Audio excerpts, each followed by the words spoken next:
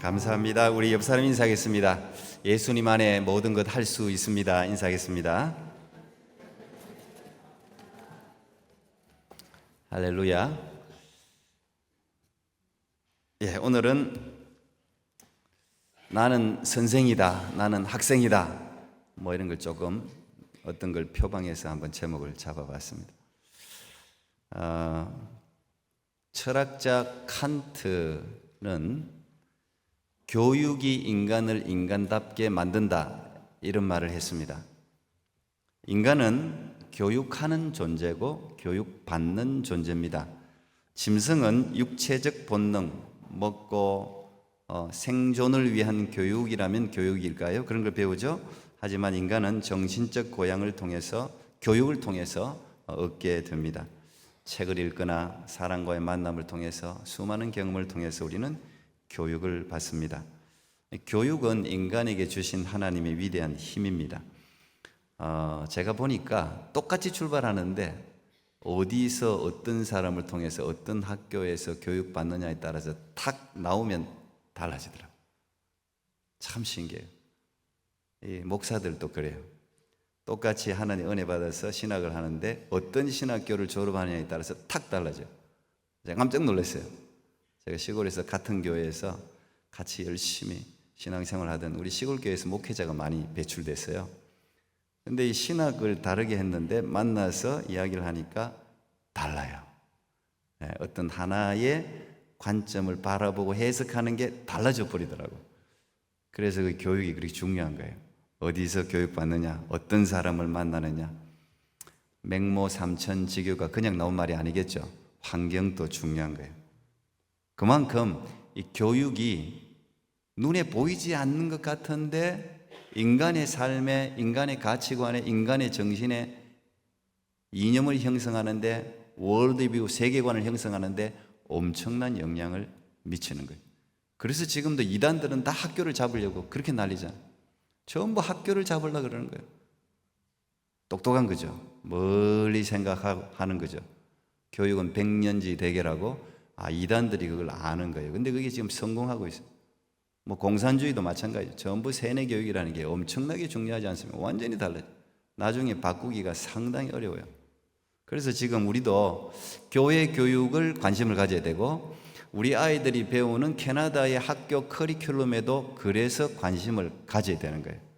배워서는 안 될 부분에 대해서는 한글을 할 줄도 알아야 되는 거예요. 우리나라가 일본 식민지로 있을 때 애국운동을 힘있게 전개했던 사람들, 기독교인들이 많다는 건 역사적으로 분명한 사실입니다. 대부분 그들은 기독교 학교에서 기독교 정신과 민족 정신을 받았던 사람들이 애국운동을 많이 했습니다. 공산주의에 앞서 싸운 대부분 애국자들도 역시 기독교 학교가 또는 교회 학교 출신들이 많습니다. 어르신들은 아마 알 텐데, 오산학교 그러면 남강 이성훈 선생님이 세운 학교죠. 이 학교가 1907년에 세워졌는데, 이 학교에서 배출된 인물이 조만식 선생이라든지 주기철 목사님이라든지 함석헌 선생이라든지, 또 화가 그러면 이중섭 화가라든지, 또 한경직 목사님이라든지, 이런 분들이 다 오산학교에서 교육을 받아서 한국 민족사에 굉장히 위대한 일을 했습니다. 또 감리교에서 만든 배제학당, 제일 먼저, 아마 한국에서는 제일 먼저 세워진 학교라고 볼 수도 있어요. 제 아내도 이번에 배제학당을 한번 둘러보고는 감동을 많이 받았다 그러던데, 여러분 한국 가시면 이런 데 한번 둘러보세요. 1885년에 세워졌으니까 고종 황제가 이름을 준 거예요. 배제학당. 여기에 우리 시인 김소월이라든지 초대 대통령 이승만이라든지 이런 분들이 배제학당 출신입니다. 그 외에도 우리 애국자들 중에 안중근, 유관순, 서재필, 안창호, 말할 것 없이 여러분들이 역사 속에서 배운 애국자들, 굉장히 많은 분들이 그 당시 기독교가 1%, 2%, 3% 이럴 때 치면 굉장히 많은 분들이 애국운동을 하신 분들이에요. 그 왜 그러냐면 기독교 정신이 그렇기 때문에, 기독교 정신이. 뿐만 아니라 우리나라뿐 아니라 세계로 봐도 마찬가지입니다. 우리 퍼블릭 스쿨이라고 부르는 공교육도 기독교에서 시작됐습니다. 마틴 루터는 크리스찬은 복음만 배워서는 안 된다. 성경만 배워서는 안 되고 세상의 학문도 정확하게 이해해야 복음을 정확하게 전달할 수 있다고 해서 여러 기독교에 잘못하면 위해를 가할 수 있음에도 불구하고 세상 교육을 장려했어요. 루터는 아이들이 제대로 교육을 받지 못하면 나중에 국가나 교회에 큰 피해를 줄 수 있기 때문에 의무적으로 무조건 아이들 교육해야 된다고 주장했습니다. 그리고 그 비용은 국가가 부담해야 된다고 주장했어요. 국가가 무기 수입이나 공공시설물 건축에만 공공의 돈을 쓸 게 아니라 아이들에게도 의무적으로 돈을 써야 된다. 그게 국가 공교육의 시작이었습니다. 루터의 독실한 신자였던 요한 스텀이라는 사람이 있는데 지금 우리가 엘리멘터리, 미들스쿨, 하이스쿨 하는 이 교육 시스템이 그때 생겼습니다. 존 칼빈도 마찬가지입니다. 제네바 시장으로 일하고 있을 때 오늘날 이 우리가 유니버시티라고 하는 칼리지라고 하는 이 아카데미를 존 칼빈의 구상에 의해서 생겨난 거예요.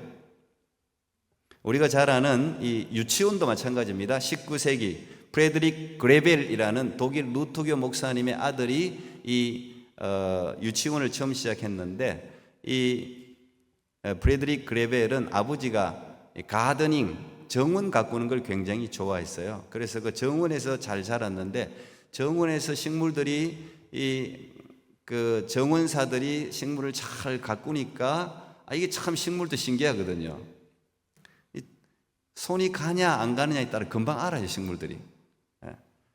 그걸 보면서 아이들도 노련한 정원사 밑에서 보살핌을 받아야 잘 자라겠구나라고 생각을 하게 되면서 우리가 아는 킨드가든, 아이들의 정원, 그런 뜻이잖아요. 그때 그 개념이 탄생하게 된 거예요. 그리고 이게 이제 1860년에 보스턴으로 넘어가서 영어 유치원이 시작된 것입니다. 그리고 그때 지금 우리가 알고 있는 모든 아이비리그 대학들이 그때 다 출발한 거예요. 하버드다, 예일이다, 프린스턴이다, 전부 다 그때 출발했습니다. 지금 미국의 아이비리그를 처음 만든 목적은 목회자 양성이에요. 신학과가 제일 먼저 개설됐어요. 그래서 그 당시 최고 들어가기 어려운 학부는 신학과였어요. 수재들이 전부 신학과로 모였습니다. 그 사람들이 사회의 중추적인 역할을 하니까 우리가 지금 누리고 있는 이 보편적 민주주의라든지 인권을 보장한 법제도라든지 이런 모든 것들이 이분들에 의해서 만들어진 겁니다. 전부.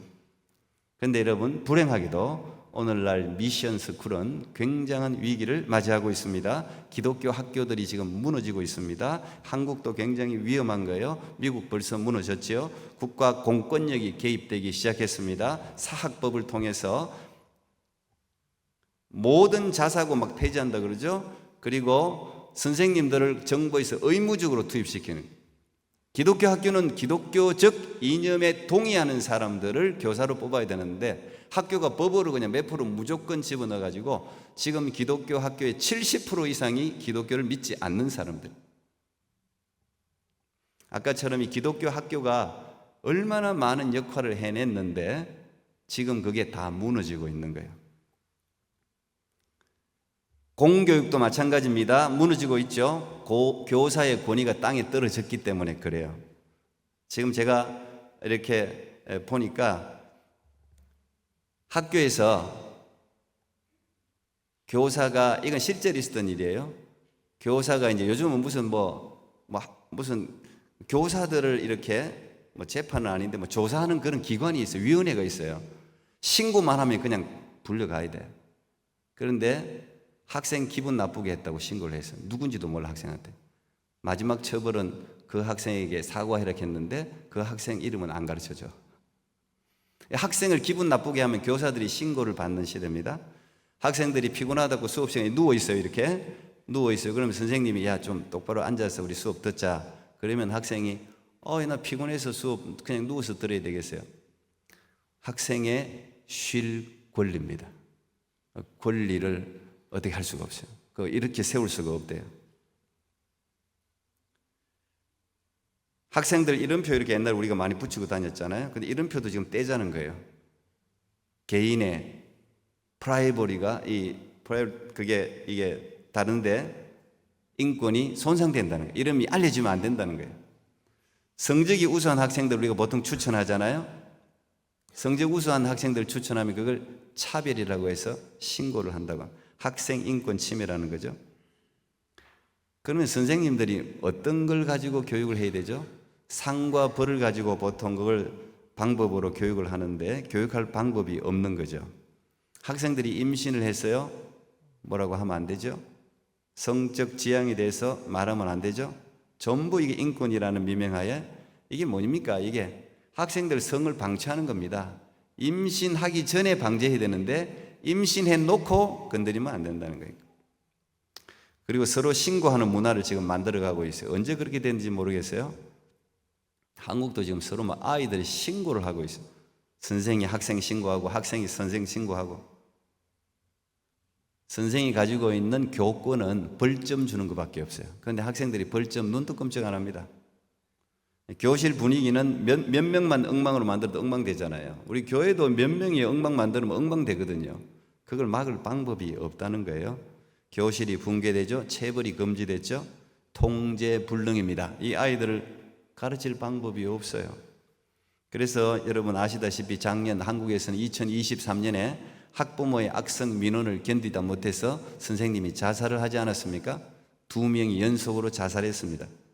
이것 때문에 이제 교사 인권 이런 말들이 이제 나오기 시작했습니다. 그래서 학생들을 위한 인권 조례가 하나씩 폐지되기 시작합니다. 충청남도가 제일 먼저 폐지했고 서울시가 두 번째로 폐지를 했습니다. 이것 갖고도 지금 이제 한국은 지금 갈등입니다. 무슨 말이냐? 이걸 폐지하면 안 된다. 학생 인권을 보호해야 된다. 아니다. 교권 선생 인권을 보호해야 된다.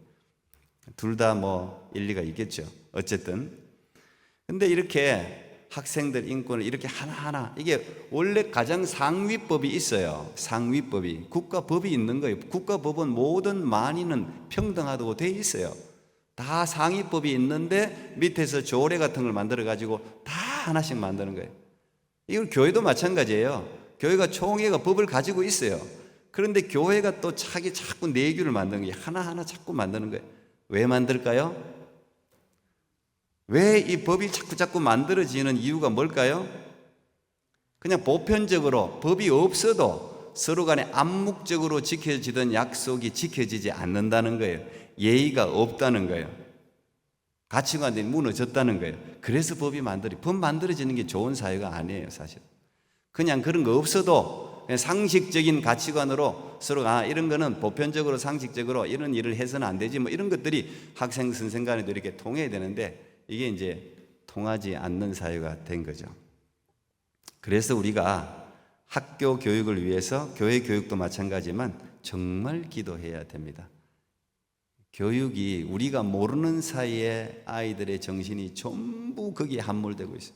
굉장히 중요한 거 우리 기도해야 되는 거예요. 그리고 학부모들도 서로 모여갖고 이런 거 기도해야 되는 거예요. 학부모들이 모여가지고 학교를 체크하고 말이죠. 학교를 감시해야 되는 거예요. 학교의 교육을 감시해야 되는 거예요. 미디어를 감시하고 이런 것들이 학부모들이 자발적으로 일어나야 돼요. 그러면요 무시 못합니다. 절대 정부가 마음대로 할 수 없습니다. 그걸 가지고 휘둘러서는 안 되지만 적어도 기독교적인 좋은 가치관들이 손실되지 않도록 사실 우리 학부모들도 깨어 있어야 될 책임이 있는 것입니다. 우리가 이런 거는 유대인들에게 배우면 참 좋아요. 뭐 좋은 거는 유대인이든 누구든 배워야 되잖아요. 유대인들은 랍비에게 다투거나 그에게 투덜대는 것은 하나님께 불평하는 것과 똑같은 죄로 취급했습니다. 그래서 유대인들은 자신의 부친보다 선생님들을 더 존귀히 여겼습니다. 왜? 부친은 아이들에게 인생을 주었지만 랍비는 영생을 주었다는 거예요. 그래서 랍비를 귀하게 여겨요. 유대인들 성인식은 잘 알려져 있는데 남자들은 13살, 여자들은 12살에 성인식을 갖는데 그때 3가지 선물을 한다고 합니다. 하나는 성경책, 2번째는 시계, 3번째는 축의금이에요. 성경책을 주는 이유는 뭐 우리도 잘 이해할 만하죠. 이제부터 부모 중간 역할 없이 너는 하나님과 직접 독대해야 되는 존재라는 것을 성경책을 주면서 알려주는 거예요. 그래서 하나님과 직접 하나님의 면전에서 부끄럼 없이 하나님 말씀에 부끄럼 없이 살아가라 그런 뜻이랍니다. 시계를 주는 이유는 뭐겠어요? 이 시계를 통해서 적어도 약속을 잘 지키고 시간을 소중하게 아껴 쓰라, 그런 의미로 시계를 준다고 해요. 우리 교회도 성인식 할 때 시계 하나 주면 좋을 것 같아요. 세 번째, 축의금은 그 성인식 할 때 유대인들은 전부 축의금을 많이 낸대요. 그런데 그 축의금은 18살이 될 때까지 절대 건드리지 않고 그걸 모아서 이자도 붙고 해서 그 아이들이 첫 번째 경제적 독립의 종잣돈으로 사용을 한답니다. 경제관을 심어주는 거예요. 어쨌든 이런저런 유대인들의 교육이 오늘날 어쨌든 이런저런 욕도 듣고 말도 많지만 어쨌든 경제 파워를 만드는 거죠. 우리가 지금 있는 교회 학교도 위기가 온 지 굉장히 이제 오래되었습니다.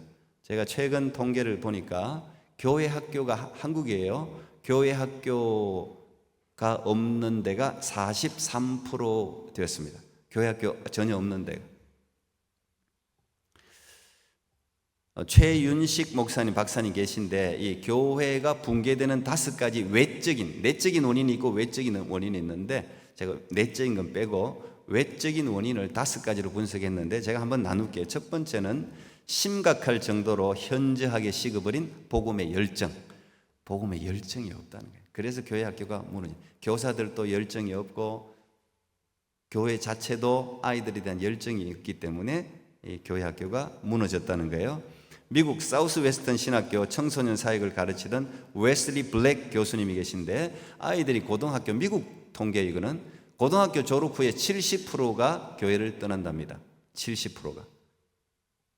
그런데 그 이유를 분석을 해보니까 교회를 떠나는 이유가 뭘 것 같아요? 재미없어서 근데 저도 깜짝 놀랐는데 본질적인 이유였습니다. 70%가 교회를 떠나는 이유는 믿음이 들어가지 않았기 때문에.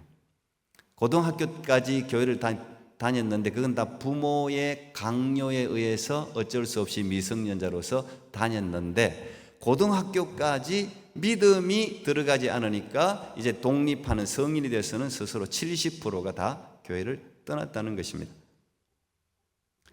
그래서 이 구원의 확신을 심어주는 것이 아이들에게 교회 학교 때 믿음을 심어주는 것이 얼마나 중요한 문제인가. 이거는 교회 선생님들의 책임이 아니라 부모의 책임이기도 한 거죠.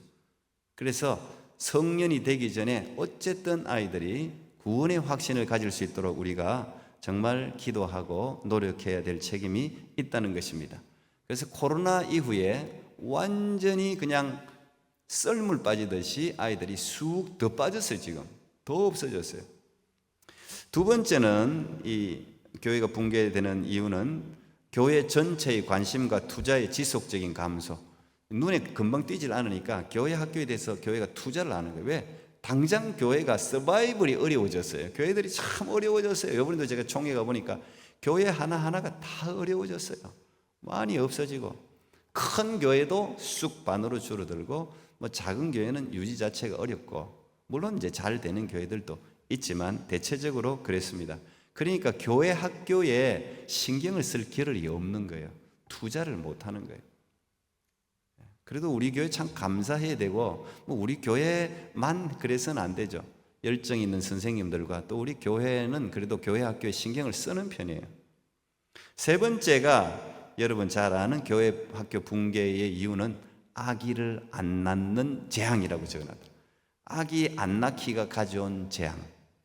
한국 같은 경우에 작년 출생률이 0.81명으로 전 세계 출생률 꼴찌입니다. 하여튼 한국은 1등 아니면 꼴찌. 너무 바람을 많이 타요. 작년에 태어난 신생아 수 총 26만 500명. 26만 500명. 여러분 1970년대 여기 많잖아요. 우리 교회도요. 그때는 100만 명 태어났습니다. 4분의 1로 줄어든 거예요. 작년.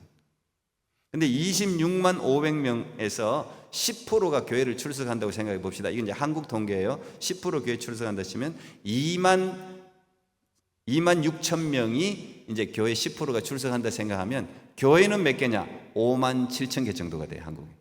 그렇다면 두 교회에 신생아 한 명이 10%가 다닌다고 했을 때 겨우 출석을 하게 되는 겁니다.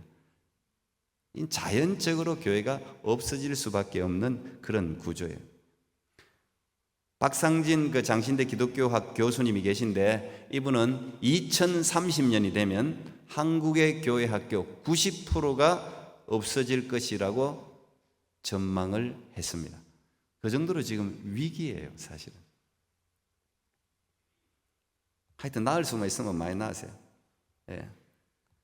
40대 이후에도 또 우리 교회도 그런 바람이 분다고 하긴 하던데, 하여튼 바람이 불고 40대 이후에도, 어제도 목사님 제가 누구 한 명 만났는데 한 15살 차이 나는 게, 저보다 나이가 많은데 제가 총회에서 만났는데 저도 막내가 있고 그도 막내가 있으니까 자기는 수술을 했는데 아이가 나왔대.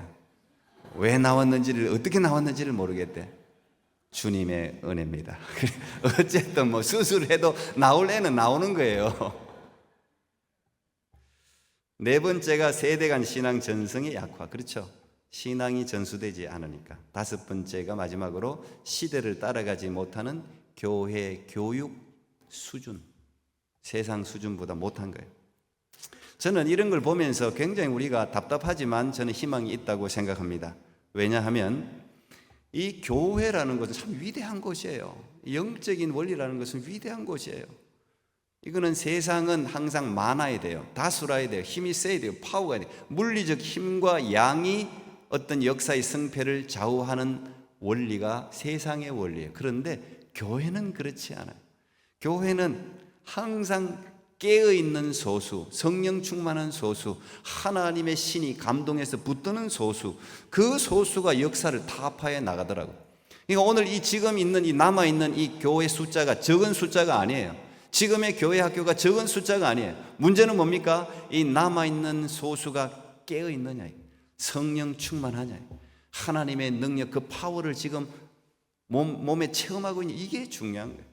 숫자를 생각할 게 아니라 지금 있는 이 교회를 우리가 성령 충만하게, 순결하게, 하나님의 영광으로 충만하게 만드는 것이 중요하다는 거예요. 지금이라도 기독교 정신에 기반한 교육에 박차를 가한다면 또다시 하나님께서 교회를 통한 영광을 보게 하실 겁니다. 과거에는 교회가 세상을 앞질렀잖아요. 제가 어릴 때만 해도 이 빔 프로젝터라든지 뭐 이런 거 교회가 먼저 썼어요. 학교 교육보다 교회가 먼저 썼다라고. 영화도 막 교회 가야지 영화를 봤지 않습니까? 지금은 못 따라갑니다. 세상에 지금 IT부터 따라갈 수가 없어요. 교회가 그런 재정이 안 돼요. 따라갈 수가 없어요. 인프라가 안 돼요.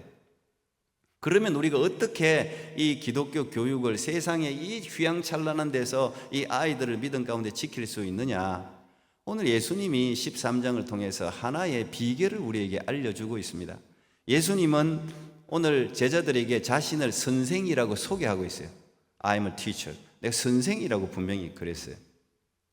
유대인들에게 선생은 최고의 존경 대상이죠. 포로로 잡혀갔을 때 부모와 랍비 중에 누구를 먼저 구출하느냐? 랍비를 먼저 구출하는 민족이 유대인입니다.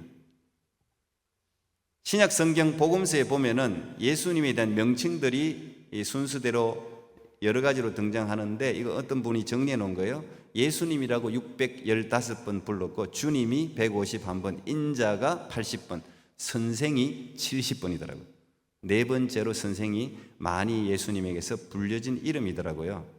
근데 이 요한복음을 13장 읽었는데 12장까지는 군중들을 가르치는 내용이고 13장부터는 이제 예수님이 죽기 직전에 끝까지 제자들을 사랑하면서 그 제자들만 불러놓고 교육시키는 거예요. 그게 다른 거예요. 13장부터는 이 교육의 대상이 제자들의 소수예요.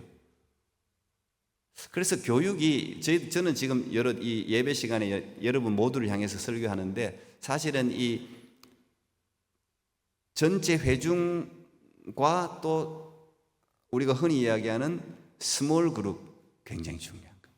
마음과 마음이 소통하고, 우리 교회 제가 너무 이제 해서 소그룹을 제가 지금 못한 거 항상 지금 계속 마음에 걸려하고 있는데, 예수님은 항상 12제자에만 집중했어요. 그런데 그 12제자가 세계를 뒤집어 놨어요. 우리가 모든 사람, 불특정 다수에게 복음도 전파되지만 소수가 중요해요. 여러분들은 여러분의 자녀가 중요한 거죠. 소수. 그런데 예수님께서 가르치기 전에 먼저 뭘 하셨나, 이게 중요한 거예요. 사람들이 막 가르치면 뭐가 다 들어갈 것 같은데 절대 그렇지 않습니다. 제가 항상 이야기하는, 우리 교회 처음 오신 분들, 뭐 목사님도 마찬가지, 장로님도 마찬가지, 밖에서 막 뭐 이렇게 많은 일을 하시다가 오신 분들, 그분들의 말이 어필이 되려면 뭘 먼저 해야 돼요? 신뢰가 먼저 쌓여야 돼요. 절대 말씀이라는 것은 모르는 사람이 해서 마음에 와닿지 않아요. 그래서 예수님은 뭘 먼저 하셨어요? 제자들과 함께 3년을 다니시면서 오늘도 먼저 뭘 하셨어요? 사랑하셨어요. 먼저 사랑해야 돼요. 사랑의 관계, 신뢰 관계가 형성될 때 그 사람의 말이 다른 사람의 마음에 와닿는 거예요. 그래서 펠로십이 중요한 거예요. 가족 수는 이런 것도 마찬가지. 이 안에서 서로가 교제가 되어야 마음이 열리고 그 사람의 말이 진실하게 내 가운데 들리는 거예요. 저도 마찬가지죠. 신방을 하는 이유가 그런 거예요. 신방을 하면 개인적인 만남이 형성되고 서로의 개인적인 일들을 교류를 하게 되고 아픔을 알게 되고 하면서 여러분들은 저를 이해하게 되고 저는 여러분들을 이해하게 되면서 이 말씀이 더 잘 들리는 거예요. 그래서 오늘 예수님은 그걸 철저하게 하고 있잖아요. 그들을 끝까지 먼저 사랑하잖아요. 가르치기 전에 먼저 섬기셨단 말이에요. 막 안다고 그냥 티칭한다고 그게 들어가는 게 절대 아니거든요. 아이들도 마찬가지예요. 아이들도 항상 한 명 제가 인디비주얼하게 항상 내가 상담을 하라고 우리 선생님들에게 교육 전도사님들한테 이야기하는 이유가 그래요. 개인적인 만남이 있어야 공적 예배에서의 말씀이 애들에게 들리는 거예요. 오늘 예수님은 그걸 하고 계시잖아요. 돌아가시기 직전에 예수님은요, 내가 이제 시간이 없으니까 곧 십자가에 매달리니까 5,000명 모아 10,000명 모아 막 외치지를 않았거든요. 돌아가시기 전에 예수님은 딱 12제자, 그것도 자기를 가룟 유다 팔기 전에 그의 발을 씻기지 않습니까? 섬기잖아요. 이게 기독교 교육이 어떻게 보면 기독교 리더십의 핵심이에요. 그래서 우리가 서번트 리더십이라는 이야기예요. 섬기는 리더십, 섬기는 교육. 이게 파워풀한 거예요. 예수님 이걸 지금 가르쳐주고 있는 것입니다.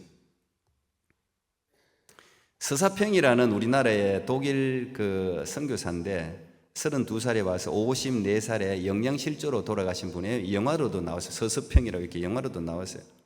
다 그 아들 12명인가 데리고 이렇게 자기 집에서 같이 혼자 지내시면서, 자기 부모님이 어떤 그 잘못된 그걸로 태어나지 않았어야 되는데 태어난 사람이에요.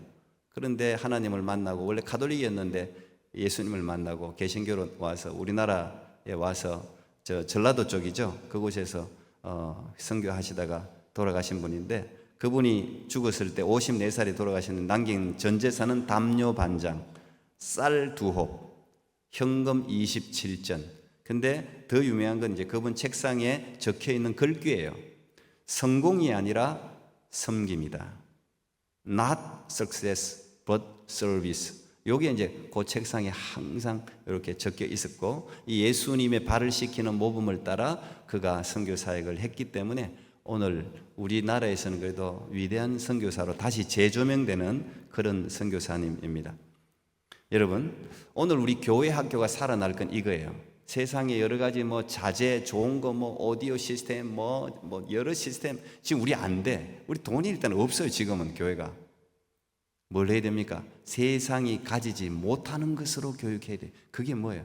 그게 일단 진리인 복음의 능력, 성령의 능력, 보혜사 성령, 보이지 않지만 아이들 마음속에 심어주는 하나님의 나라에 대한 확신, 아가페적인 사랑. 세상 사람들은 자기의 이익 유무에 따라 사랑을 베풀지만 우리는 하나님의 부어주신 사랑을 받아서 아가페적으로, 우리 교회 그리 헌신하는 사람 많잖아요. 봉사하는 거 무슨 자기 이익을 위해서 합니까? 교회 봉사를 하고 잡도 못 잡는 사람들도 우리 교회에 있단 말이에요.